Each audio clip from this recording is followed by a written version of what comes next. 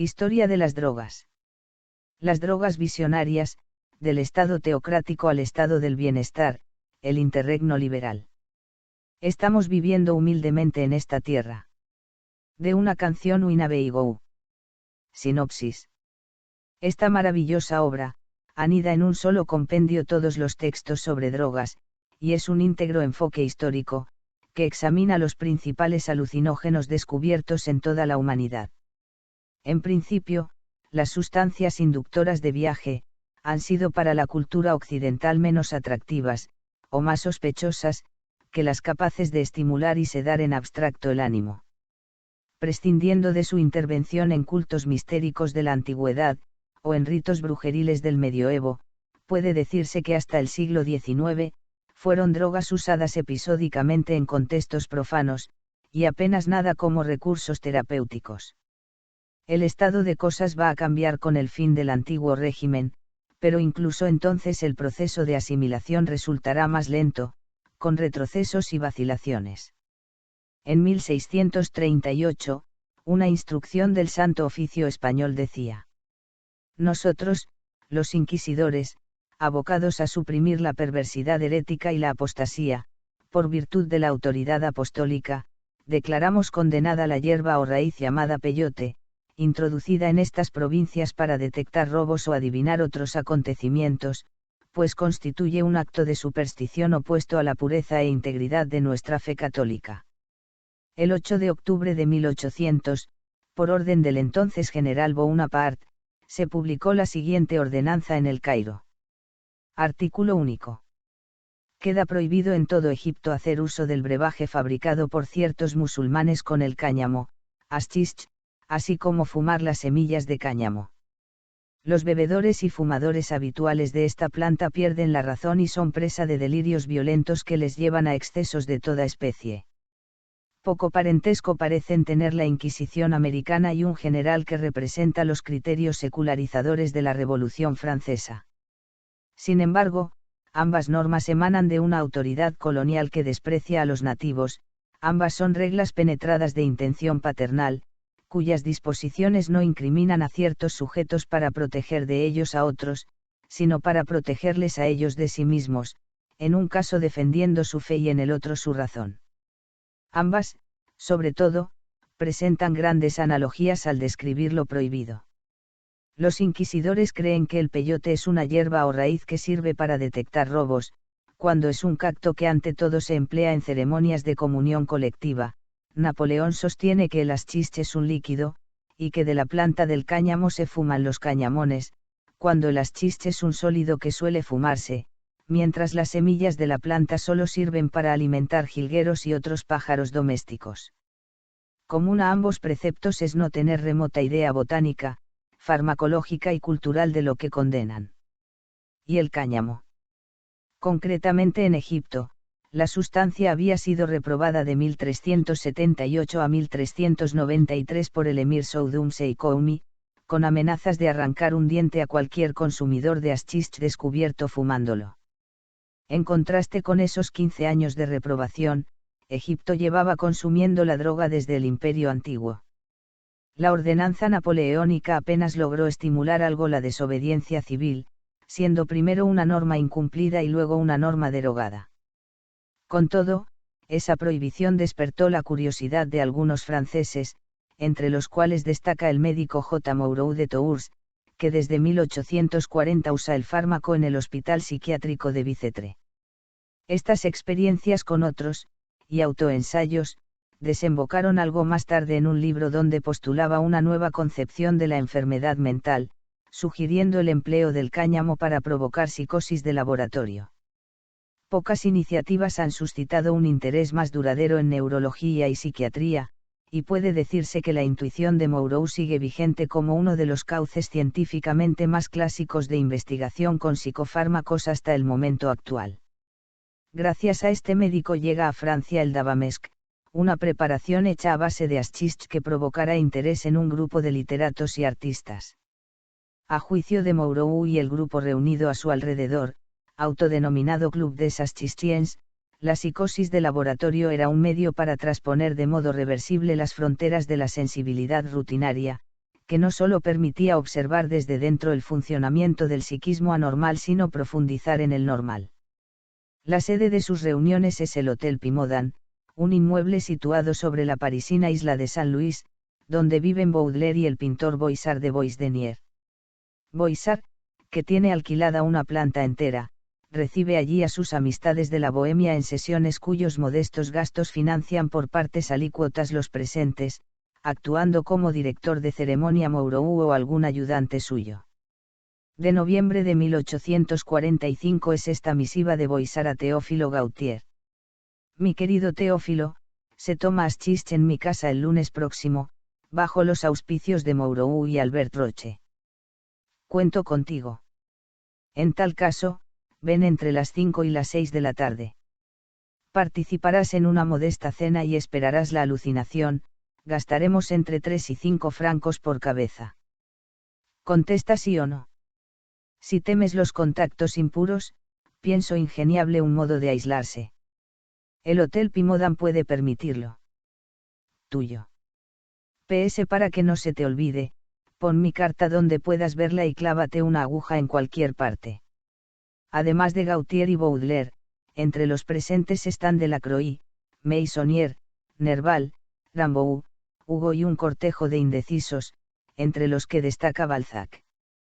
Prototipo de su propia comedia humana, Balzac es ante todo un consumidor de estimulantes, toma varios litros de café muy negro al día, y la perspectiva de ingerir una droga que penetra hasta las raíces de la imaginación le produce invencibles aprensiones. Por otra parte, no existe prejuicio social en torno al fármaco, y le disgusta ser considerado timorato por rechazarlo a priori. Dividido entre el deseo de parecer dispuesto a la experiencia y los recelos, escribe a su amante, la condesa Hanska, afirmando que ha probado la droga y ha notado muy pocos efectos, sobre el terreno, al menos una vez, responde con una amplia sonrisa negativa al doctor Moreau de Tours cuando le ofrece un trozo de Davamesc, añadiendo que teme ser incapaz de controlar sus reacciones. En una atmósfera de ciencia, iniciación ritual y debauche se producen varios textos de considerable valor literario, inaugurados por Gautier y seguidos por los artículos de Baudelaire que se reúnen con el título de Los paraísos artificiales, 1858. Molesto a veces por la concurrencia, se cuenta que Baudelaire hurtaba droga para tomarla a solas con la mestiza Jean Duval. Mientras este híbrido de experimento y fiesta acontece en círculos de pintores y escritores franceses, algunos médicos ingleses y americanos comienzan a interesarse por las propiedades medicinales del cáñamo. Conviene tener en cuenta que por entonces la población mundial se calcula en menos de 1.000 millones de habitantes, y que la planta es usada como droga por unos 200. Además de su tradicional arraigo en toda Asia y buena parte de África, los ejemplares llevados a América se han aclimatado allí de modo perfecto. Lamarck había cometido el error de considerar familias distintas el vegetal asiático y el euroamericano, llamando cannabis indica al primero y cannabis sativa al segundo, cuando el principio activo de ambas es idéntico. A finales del 19 el explorador H. von Weizmann constata que los balubas, una tribu bantú del Congo, han decidido poner fin a la idolatría tradicional y quemar los antiguos fetiches, instaurando un nuevo ritual basado esencialmente en fumar cáñamo. Toda la zona de influencia musulmana conoce la droga, y muchos nativos han comenzado a usarla, aunque sea en Asia Central, y especialmente en la India británica, donde posee más consumidores. En 1909, por ejemplo, este territorio importa anualmente de otros, Afganistán y Tíbet sobre todo, haschisch o marihuana por valor de 120.000 libras esterlinas, cantidad que excede el valor combinado de todas las demás importaciones relacionadas con la medicina o el esparcimiento. 1. La eficacia terapéutica del fármaco. Hacia 1850 el Dr. Evineray expresa el criterio dominante en la medicina occidental de entonces, al decir que el haschisch es una droga impura y tosca, cuyo uso está obviamente excluido de la terapia civilizada. En efecto, una de las cosas que más desconcierta a los médicos son las enormes diferencias de calidad habituales en la sustancia, que con parecido aspecto puede, según este médico, ser hasta 32 veces más potente, los intentos de aislar el principio activo no tienen éxito, y acostumbrados a disponer de los alcaloides de sus fármacos tanto médicos como boticarios occidentales tienden a despreciar un recurso de razas pueriles, como por entonces suelen conocerse los pueblos colonizados. Sin embargo, llama poderosamente la atención de algunos la mínima toxicidad del fármaco, si se considera su potencia psicoactiva. Los doctores Spivey, y Asterfield comentan hacia finales de siglo. Al comienzo de nuestras observaciones hicimos un cuidadoso examen de la literatura sobre el tema para determinar la toxicidad del cáñamo. No pudimos encontrar un solo caso de envenenamiento fatal, aunque a veces puedan aparecer síntomas alarmantes. A un perro que pesaba 12 kilos le inyectamos 2 onzas, 57 gramos, de un extracto fluido en la yugular, esperando que fuese suficiente para ocasionarle la muerte. Ante nuestra sorpresa, tras quedar inconsciente alrededor de un día y medio, el animal se recobró por completo. Nunca hemos podido dar a un animal una cantidad de cannabis, indica o americana, suficiente para ocasionarle la muerte. Estos farmacólogos son los primeros en afirmar de modo categórico que el cáñamo americano es tan activo como el mejor de los indios. A su entender, el uso habitual de pequeñas cantidades, que es casi universal en algunos países orientales, no parece ir en detrimento de la salud. Terapéuticamente, se aconseja en caso de insomnio, en los agotamientos nerviosos y como sedante para personas que sufren dolores. Su uso más generalizado, siempre según Spivey, y Asterfield, es el tratamiento de enfermedades nerviosas y mentales, aunque la sustancia aparece también como ingrediente en varias mezclas para la tos. También se recomienda para tranquilizar los temblores en parálisis convulsivas, en los espasmos de vejiga y en la impotencia sexual que no provenga de enfermedad orgánica. Otro terapeuta de finales de siglo, V. Robinson, reitera prácticamente lo mismo en cuanto a virtudes medicinales, aunque añadiendo varias finalidades: afrodisíaco, antineurálgico, tranquilizante para los maníacos, antidepresivo, antihistérico, tónico cerebral, remedio para el vómito nervioso, el baile de San Vito, los espasmos de vejiga, la epilepsia y las enfermedades venéreas. Estos son empleos habituales durante milenios en los territorios que van desde Persia hasta China, si bien se añade ahora su utilidad para el tratamiento del alcoholismo crónico y los hábitos de la morfina y el cloral. Según Robinson, también se utiliza como hipnótico cuando un uso demasiado continuo del opio ha acarreado la pérdida de su eficacia. Criterios muy parecidos expresaba ya en 1868 el médico E. J. Waring, en su libro sobre la farmacopea india. Allí cita la opinión de un tal Dr. Christison, que emplea el cáñamo en forma de láudano o tintura alcohólica, por su energía, seguridad y conveniencia. Después del opio el cáñamo indio es el mejor analgésico, hipnótico y antiespasmódico, y a veces llega a igualarlo. 2. El informe preparado por el ejército británico. En 1894 se publica el informe de la Indian Hemp Drugs Commission, un documento con más de 3.000 páginas distribuidas en 7 volúmenes, elaborado por médicos ingleses e indios durante varios años, tras entrevistar a muchos centenares de individuos. En el último volumen se extraen las conclusiones.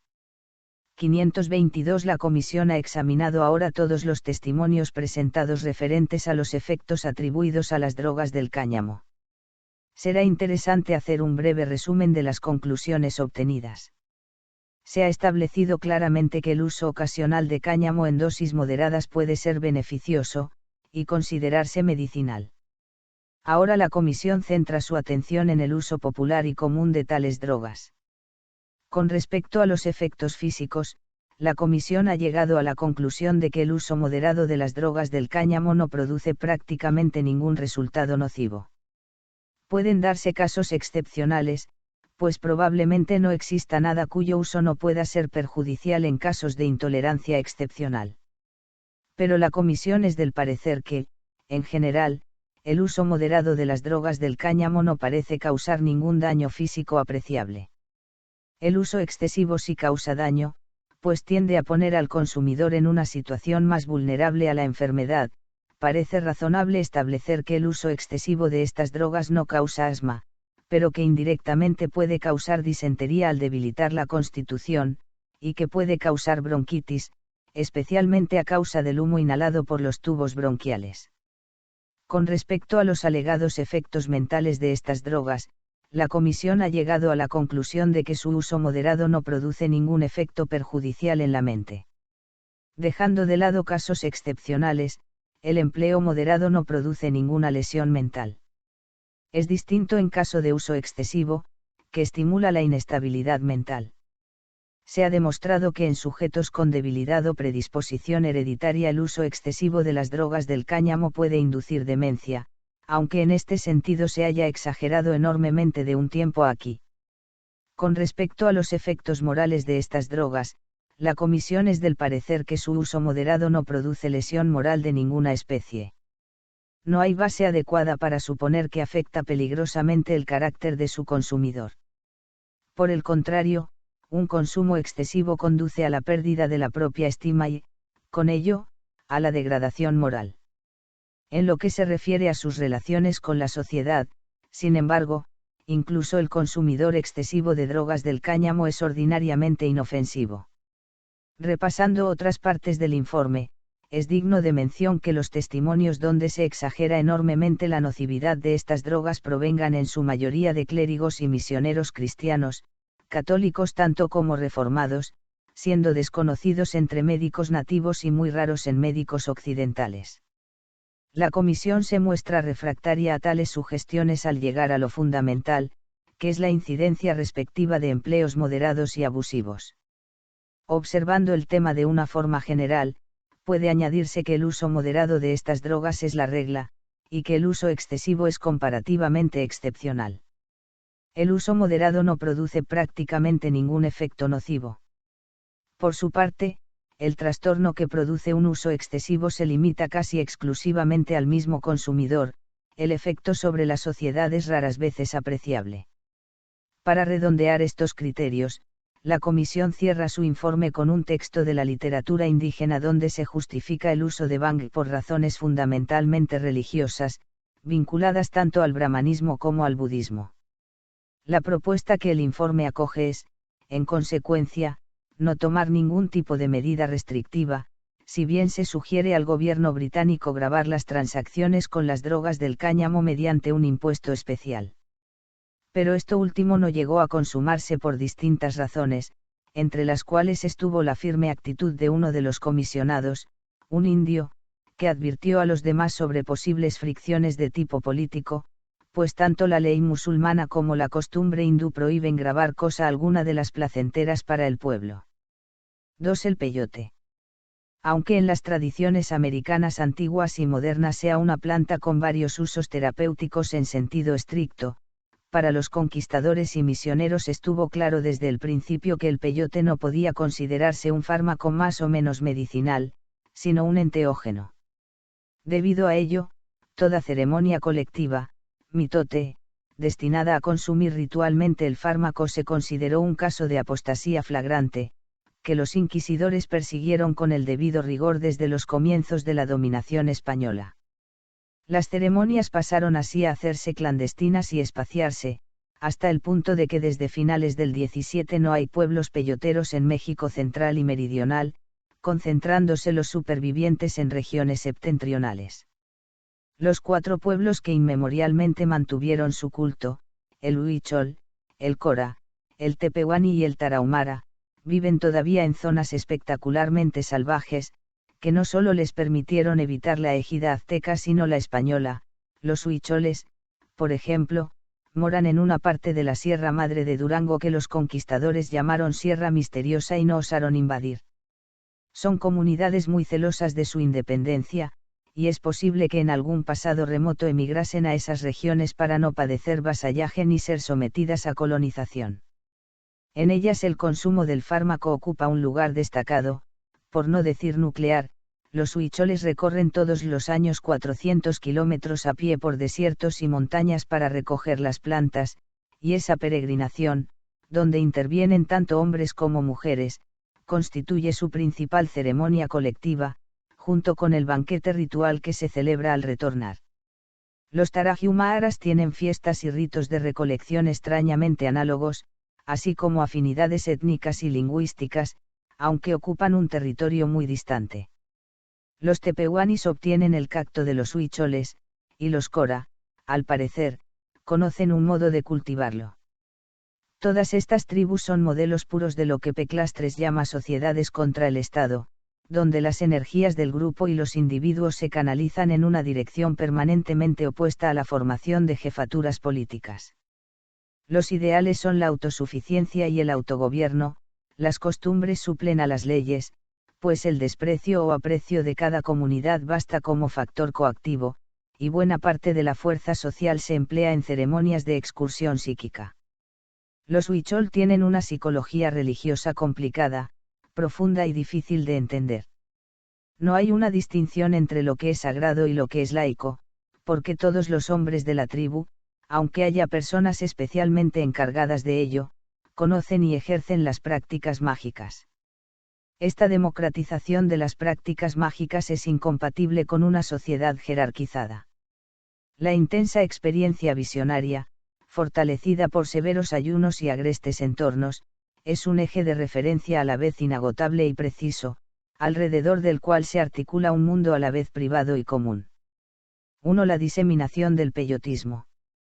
Si bien el uso de hongos psilocibios y otros fármacos visionarios como el ololiuqui se mantuvo en México central y meridional, de modo rigurosamente clandestino, en etnias como la zapoteca y la mazateca, los pueblos peyoteros del norte contagiaron las costumbres relacionadas con la planta a diversas tribus nómadas que tenían sus campos de caza en zonas actualmente norteamericanas.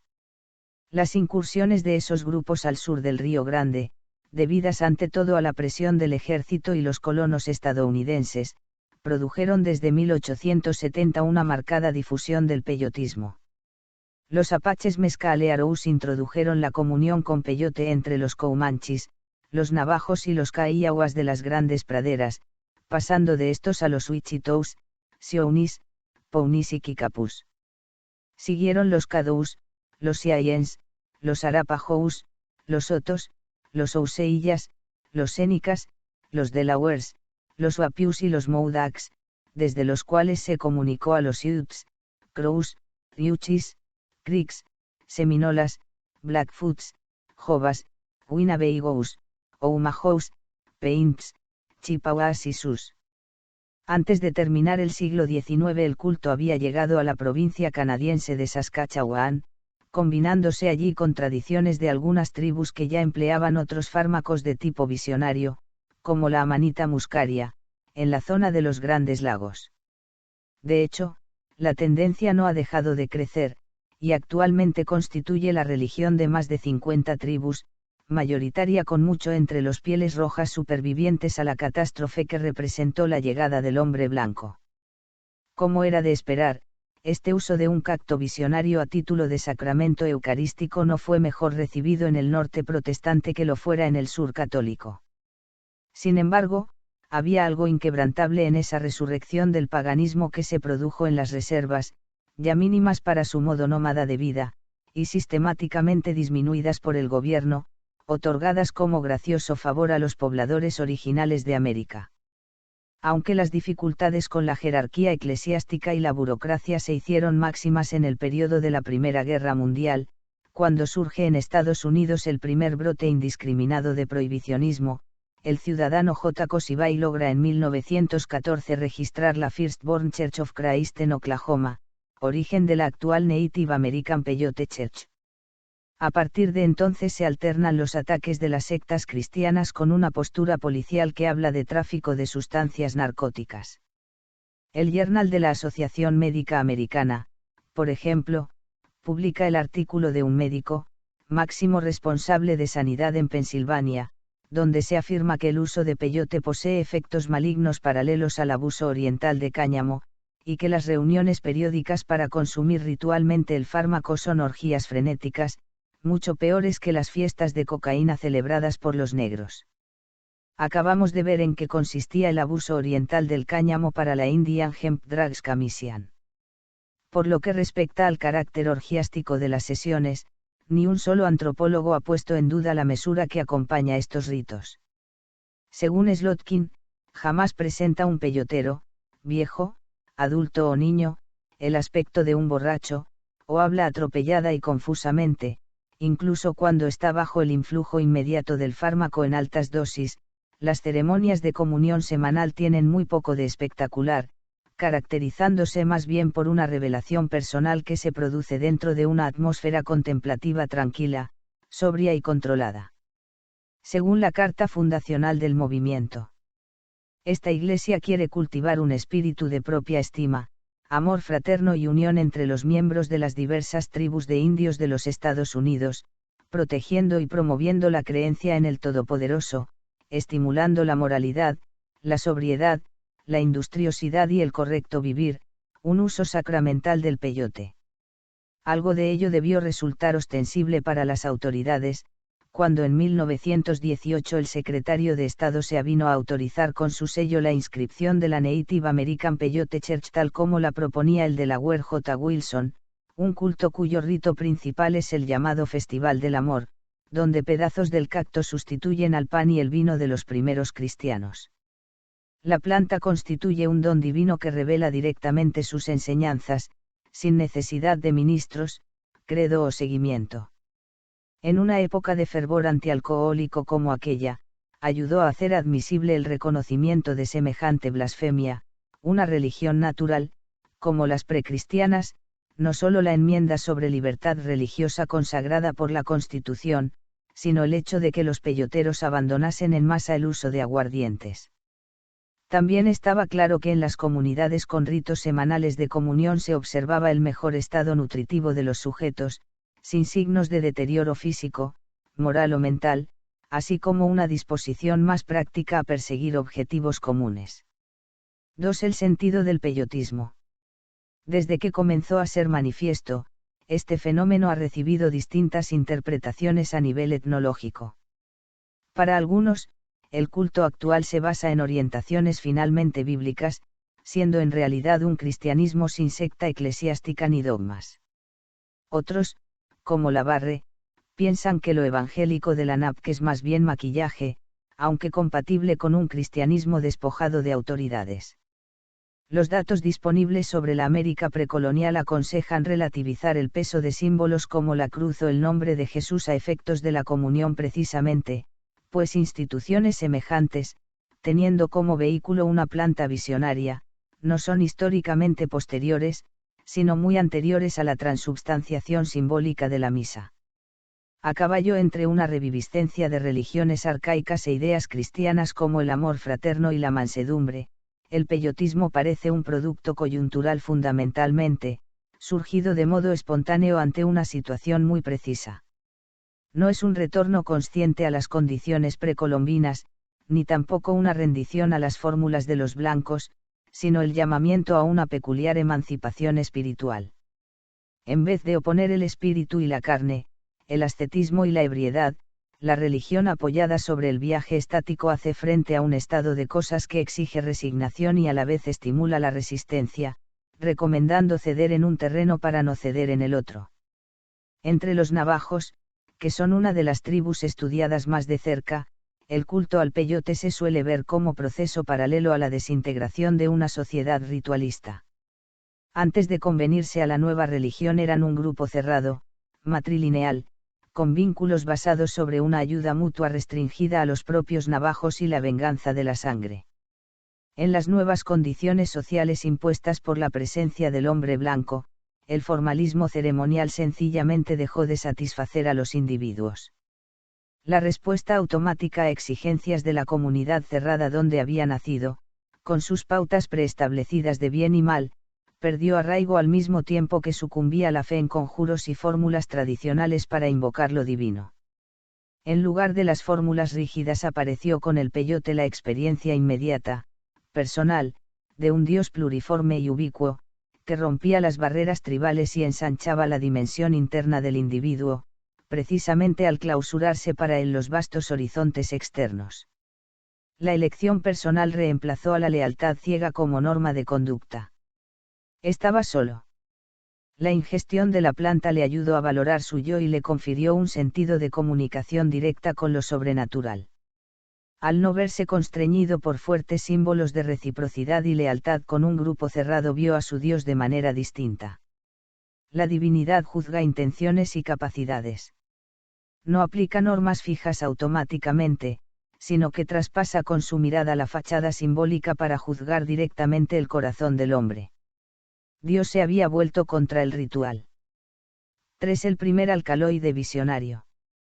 Con ocasión de un viaje a América, en 1888, L. Lewin, por entonces titular de farmacología en Berlín, obtiene algunos ejemplares de peyote, planta que acababa de despertar la curiosidad de los estudiosos debido al fenómeno religioso antes descrito, y los somete a análisis. Identifica allí 4 alcaloides, verificando que solo uno, la mescalina, puede considerarse psicoactivo. Tras probar el fármaco, y dárselo a algunos colegas, llega a un convencimiento imprevisto. No hay planta en el mundo que provoque en el cerebro modificaciones funcionales tan prodigiosas, aunque las procure solamente bajo la forma de fantasmas sensoriales, o por la concentración de la más pura vida interior. Esto acontece bajo formas tan particulares, tan superiores a la realidad, tan insospechadas, que quien es su objeto se siente transportado a un mundo nuevo de la sensibilidad y la inteligencia. Comprendemos que el viejo indio de México haya visto en esta planta la encarnación vegetal de una divinidad. Enemigo acérrimo del uso lúdico de opiáceos y cocaína, primera autoridad farmacológica de su tiempo, Lewin quedó sencillamente fascinado. Los datos experimentales probaban que los fenómenos físicos concomitantes al uso son poco notables y carecen de consecuencias, mientras los mentales suponían nada menos que esferas superiores de la percepción. De ahí una profecía cumplida solo a medias. El peyote ofrecerá durante mucho tiempo materia de trabajo para la fisiología del cerebro, la psicología y la psiquiatría. Es preciso que ese trabajo se haga, porque abre un horizonte de hallazgos mucho más rico que la experimentación con animales. No sospechó, en cambio, que existieran en América otras muchas plantas con alcaloides visionarios en su composición, empezando por una amplia gama de hongos silocibios tan activos como el peyote, ni que la base del más poderoso entre ese tipo de fármacos se encontraría en el más universal parásito de las gramíneas, el cornezuelo. Desde un punto de vista científico y espiritual, la mescalina era sin duda el fármaco más interesante entre los descubiertos, con un porvenir incalculable en estudios sobre creatividad, percepción y emociones. Lewin consideró útil administrarlo a orfebres y artistas para que se inspiren, pues, como sugiere uno de los voluntarios, la razón resta intacta y agradece a Dios el otorgamiento de visiones tan bellas. Algo más tarde el médico Caveringar, amigo de Lewin, adoptó una línea de investigación análoga a la de Moreau con el hashish, utilizando la droga para provocar psicosis experimentales y estudiar desde dentro el funcionamiento anímico. El proyecto comienza con un entusiástico relato sobre experiencias propias, en realidad muy parejo al que bastante después producirá a Huxley, donde dice haberse sentido en el centro mismo de la elaboración universal, viviendo la vida cósmica. Antes de que se publique el trabajo de Beringer ha logrado considerable publicidad una descripción de trances con peyote hecha por el médico americano W. Mitchell. La tónica de ese escrito es un vano esfuerzo por describir en un lenguaje transmisible a otros la belleza y el esplendor de lo que vi. Estimulado por la lectura de dicho texto, quien ensaya la droga es el médico y antropólogo H. Black Ellis, pionero en la investigación de la conducta sexual humana con una obra monumental, la Psychology of Sex, que los magistrados británicos de la época consideraron mero pretexto para nauseabundas descripciones. Los experimentos le condujeron a una orgía de visiones y a 2 certezas. Una era que esa droga era la de atractivo más puramente intelectual. La otra, que no era un paraíso artificial tan seductor como el opio o el hashish, pero sí seguro y muy superior en dignidad. Lo más chocante del artículo fue cierta propuesta. Para alguien saludable, el hecho de ser admitido 1 o 2 veces a los ritos del botón de mezcal no es solo una delicia inolvidable, sino una influencia educativa de alto valor. Esto pareció ya excesivo a los editores del British Medical Journal, que 2 años antes habían publicado el artículo de Mitchell. Su editorial es quizá el texto más antiguo, entre los laicos, a la hora de exponer argumentos contra la experiencia visionaria químicamente inducida. Aun reconociendo las maduras capacidades descriptivas del Sr. Ellis y sus amigos, nos atrevemos a indicar que semejante elogio de cualquier droga es un peligro para el público, pues implica tentar al sector que está siempre en busca de nuevas sensaciones. Pese a esta precoz advertencia, no se produjeron escándalos por el uso de peyote o mescalina en sectores civilizados. De hecho, tampoco se interrumpió del todo su administración. Por Havelock Ellis llegó el fármaco al poeta W. Yeats, que se sintió transportado a una realidad extravagante, con visiones de seres fantásticos y dragones encantadores. Los botones del cacto encontraron modo de aparecer incluso en Londres y París, con pequeños grupos de bohemios. Sin embargo, el núcleo principal de consumidores se constituyó en el Greenwich Village de Nueva York a principios de siglo, aglutinado en torno a salones como el de Mabel Dodge, donde se seguía, o creía seguir, el ritual Kaiawa para estas ceremonias. Entre sus invitados había fundadores de la Internacional, líderes del anarquismo, periodistas como W. Lippmann o J. Reed, el dramaturgo E. O'Neill, etc. En uno de estos conventículos, que se mantuvo tenazmente, articulado en torno a un herbolario legal del Village, fue donde más de medio siglo más tarde aparecieron como por arte de magia 2 gramos de LSD, unas 20.000 dosis, en un instante decisivo para el llamado movimiento psiquedélico, justamente cuando la Universidad de Harvard acababa de recortar los suministros farmacológicos al equipo de investigadores dirigido por Teleri. Quizá el último gran hombre del siglo XIX en experimentar con mescalina fue W. James. Por una carta a su hermano James, el novelista, sabemos que su único ensayo le dejó violentamente postrado durante 24 horas, y sin deseos de repetir. Con todo, el pozo de esa excursión psíquica emergió poco después, como consecuencia de experimentos con una droga tan elemental como el óxido nitroso, el gas de la risa empleado por los dentistas. A raíz de esas experiencias James escribió unas llamativas líneas. Una conclusión se impuso entonces a mi mente, y su impresión de veracidad ha permanecido inconmovida desde entonces. Es la de que nuestra conciencia de vigilia normal, que llamamos racional, constituye solo un tipo particular de conciencia, y que rodeándola por completo, separadas de ella por la más fina película, yacen formas potenciales de conciencia completamente distintas. Podemos atravesar la vida sin sospechar su existencia, pero aplíquese el debido estímulo y al instante brotarán tipos definidos de mentalidad que tienen probablemente en alguna parte su campo de aplicación y adaptación. No puede haber una descripción definitiva del universo en su totalidad que omita tomar en consideración estas formas de conciencia. Pero la cuestión es cómo considerarlas, porque no guardan continuidad con la conciencia ordinaria.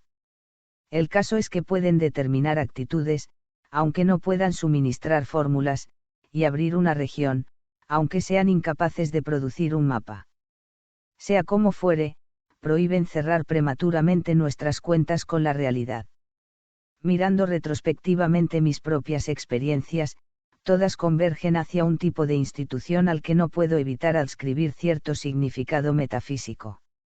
Con todo, el significado metafísico concierne a una dimensión física del espíritu. Implícitamente, la tesis es que ciertas drogas permiten bucear en formas de ánimo que constituyen niveles del ser.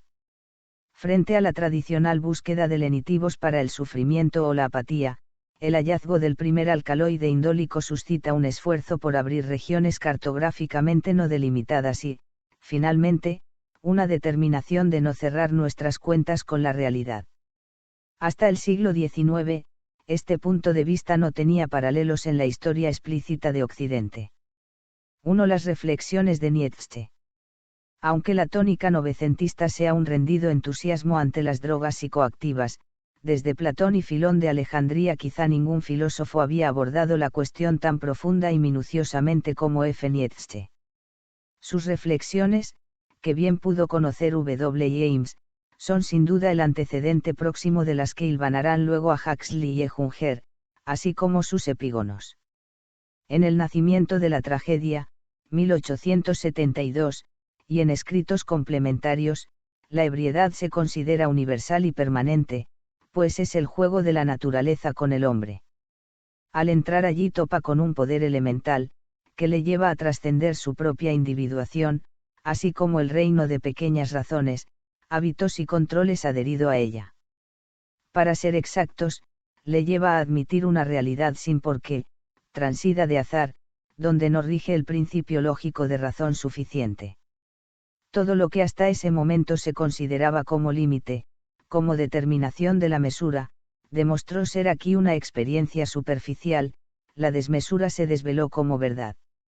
En la ebriedad la naturaleza misma desnuda su vida infinita, que alterna indisolublemente goce y sufrimiento, suscitando en el sujeto acorazado por rutinas y simplificaciones un olvido de sí. Peto, bien mirado, el trance no es ni una forma de evasión ante el mundo ni una suspensión de los sentidos. En contraste, según Nietzsche, con la angustiada huida del aburrimiento que caracteriza al espectador de teatros, la realidad ebria, también realidad dionisíaca, no admite cosa distinta de la propia vivencia, y conduce a actos de celebración, fiestas, cuyo objeto último son los misterios de la sexualidad. El núcleo de tales misterios es la orgía, una experiencia de mezcla que para nada se circunscribe el amor carnal, porque significa al mismo tiempo la armonía de los mundos.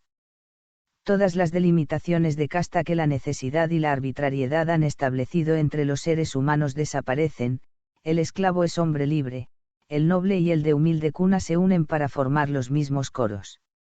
Cantando y bailando ha desaprendido a andar y hablar, y está en camino de salir volando, también en él resuena algo sobrenatural, se siente Dios, él mismo camina ahora tan estático y erguido como en sueños veía caminar a los dioses. El ser humano ya no es un artista, se ha convertido en una obra de arte. Como es bien sabido, Nietzsche hace estas reflexiones a propósito del mundo griego, que combinando los cultos de Apolo y Dionisos, con celebraciones periódicas de bacanales y otros misterios, atendía tanto el lado de la mesura como el de la desmesura. Gracias a esa combinación su piedad fue una religión de la vida, donde nos habla una existencia exuberante, más aún, triunfal, en la que está divinizado todo lo existente, lo mismo si es bueno que si es malo. Sin embargo, la ebriedad sagrada no se circunscribe para Nietzsche a ese pueblo y esa edad del mundo. También en la Edad Media iban rodando de un lado a otro, cantando y bailando, muchedumbres cada vez mayores. En esos danzantes de San Juan y San Vito reconocemos los coros báquicos de los griegos, con su prehistoria en Asia Menor, que se remontan hasta Babilonia y hasta los sacs orgiásticos.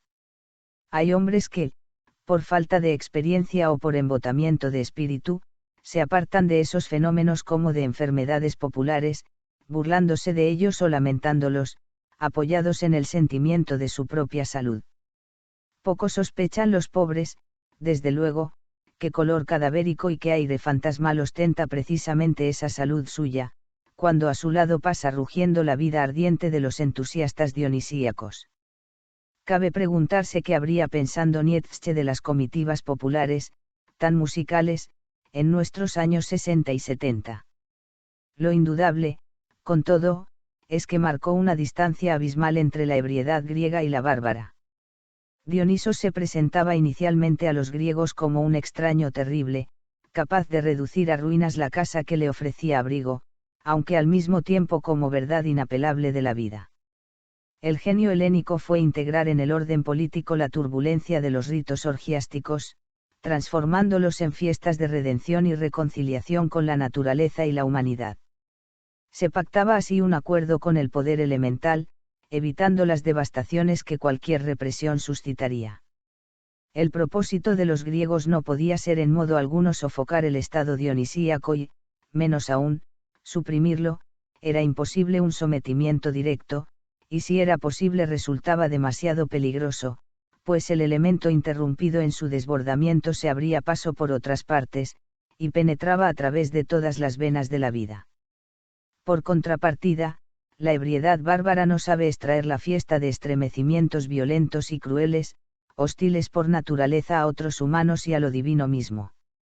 Cuando esa barbarie es vencida, la fiesta combina indisolublemente el eros y la filía, la concupiscencia y la amistad, mientras al mismo tiempo celebra lo sacro y eterno. Es curioso que, en línea con sus propios planteamientos, Nietzsche se detenga también en la resaca de la ebriedad. Si lo consustancial al ebrio violento o embotado es arrepentirse del exceso, e incluso prometerse enmienda, lo consustancial a quien conoce la ebriedad superior es un sentimiento totalmente distinto. Al caer desde la realidad dionisíaca a la rutinaria siente que todas las cosas se estrechan y parcializan, que el mundo se reduce a un horizonte de barreras, aunque haya una mediación de sueño, el elemento letárgico, la irrupción de la conciencia habitual ve por todas partes lo espantoso o absurdo de ser hombre, esto le produce náusea. Naturalmente, cabe temer esa resaca, y no tanto aquella que caracteriza al bárbaro. Pero semejante temor no es sincero, porque la náusea de sentirse otra vez limitado, inserto en una burbuja demasiado angosta que flota sobre un océano de desmesura, supone una previa experiencia de inmensidad, es náusea ante lo normal, y su implícita nostalgia, referida a los misterios elementales de la vida, representa ya una aceptación más profunda del mundo, una resignación trágica. Nietzsche no olvida preguntarse qué bebedizo mágico, Zaubertrank, tendrían en su cuerpo esos hombres altivos para gozar la vida de tal modo. Bastantes años más tarde, mientras redactaba Zaratustra, Nietzsche tuvo algunas experiencias con resina de cáñamo. Por algunos escritos, inéditos hasta hace muy poco, sabemos que el haschisch le provocó en 1884 consideraciones notablemente parecidas a las de William James antes reseñadas, aunque emplearan agentes químicos bien distintos. En efecto, Nietzsche extrajo la conclusión de que ha de haber un gran número de conciencias y voluntades en todo ser orgánico complicado, nuestra conciencia dominante las mantiene presas en la vida ordinaria. Dicho de otro modo, el entendimiento de la vida ordinaria asegura una ralentización del acaecer psíquico. La conciencia de vigilia es como una válvula reductora de la percepción y la emoción, que solo deja pasar una pequeña parte del mundo real, la parte pragmática. Es ahí donde el haschisch opera, pues con él llegan a verse muchas más cosas que de ordinario en el mismo lapso de tiempo. Todo depende entonces de la perspectiva que cada cual adopte ante el filtrado que denominamos vigilia. La vida ordinaria nos ahorra, o quizás sería más preciso decir que nos hurta, la prodigiosa velocidad de los procesos mentales. Evidentemente, ahorra en un sentido tanto como hurta en otro. Si el ahorro se refiere a la ebriedad bárbara no será vano. Si se refiere a la ebriedad en general, y muy particularmente a la dionisíaca, difícilmente podrá imponerse sino mediante un hurto previo. Salvo error, no disponemos de apuntes nietzscheanos sobre opio y morfina, quizá porque entonces eran literatura corriente, tras el éxito de De Quincey con las confesiones. Su concepto de la excursión psíquica como contrapeso al imperio de una racionalidad superficial, toscamente coactiva, no requería más precisiones farmacológicas, y ha ejercido un gran influjo en toda la antropología filosófica ulterior, bien por adhesión o por rechazo. Fin.